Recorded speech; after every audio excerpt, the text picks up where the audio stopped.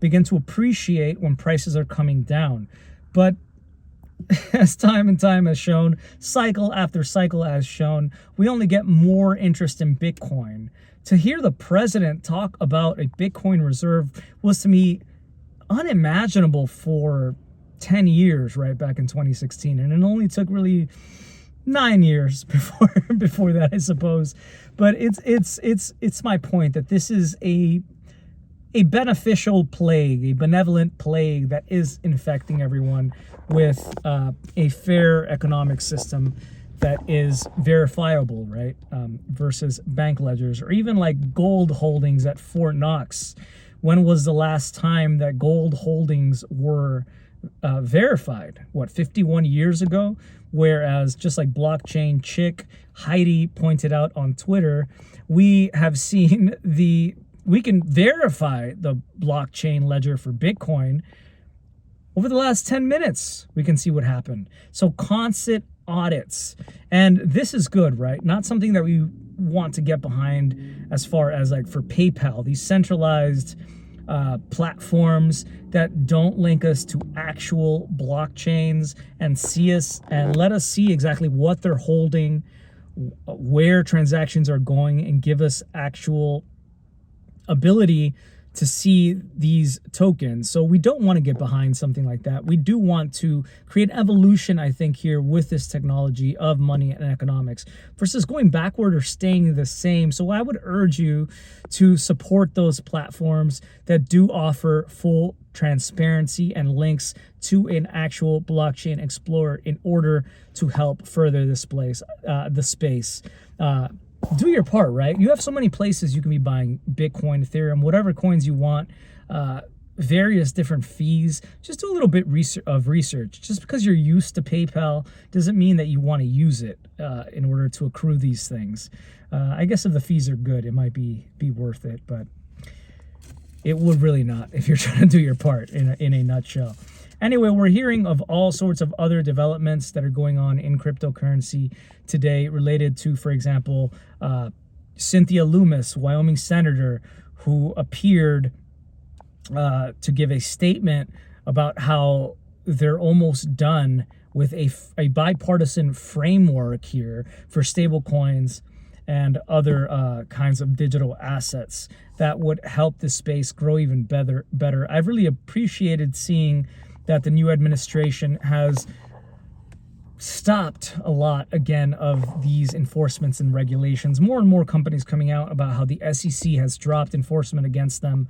We're hearing from Coinbase today, the official announcement of that. Also hearing about Gemini, the amount of money that they've wasted. I believe it was 699 days ago that it turned out that they weren't being investigated by the SEC, but they didn't receive a Wells notice until 277 days ago, and they've been fighting that front. That's been dropped. Consensus Case dropped. Robinhood dropped. So many of these different platforms, in a nutshell, that are suddenly able to build instead of wasting money 3 times the amount of money that they could have spent building, instead spent on enforcement action. So many of these companies, I really do think, are going to be here for the long run because they do understand the values that are being created with this new system.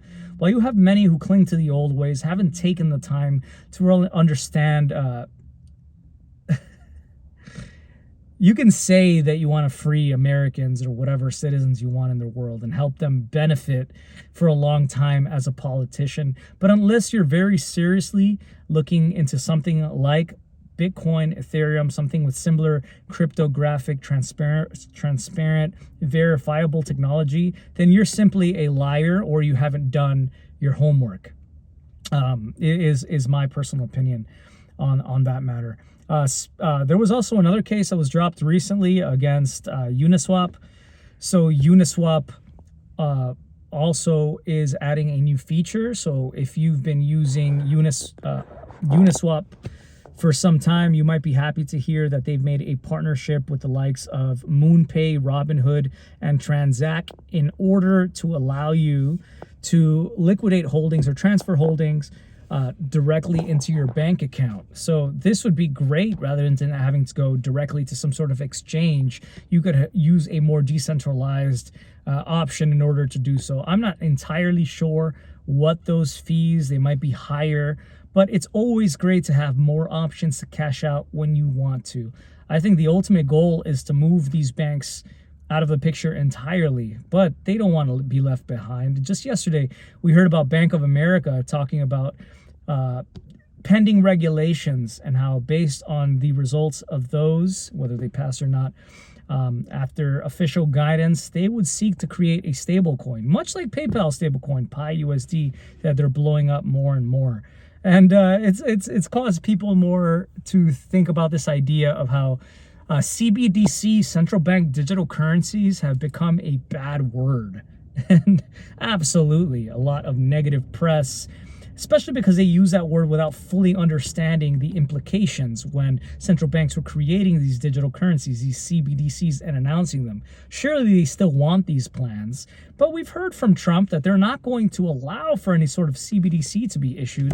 So instead, let's create a stable coin. Let's make a USD-backed stable coin, which means USD will still be in demand, the US dollar, and we can still be able to have so much control over that system in order to censor individuals, allow certain to transact, freeze accounts, and so much else. So CBDCs being renamed to stable coins, I think makes sense, but it does take away from the credibility of legitimate stable coins that are decentralized in nature more so.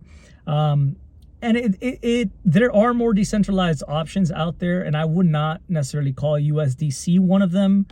I would not call Tether one of them.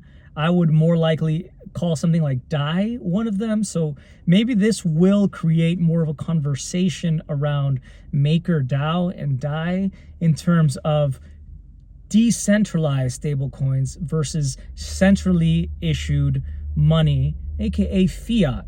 We are trying to move away from fiat, and just because it's digital does not make it a non-government decreed currency to be accepted. And therefore, I think this talk about different decentralized stable coins will be coming more to the forefront in the future. So something that I think we should all be paying attention to.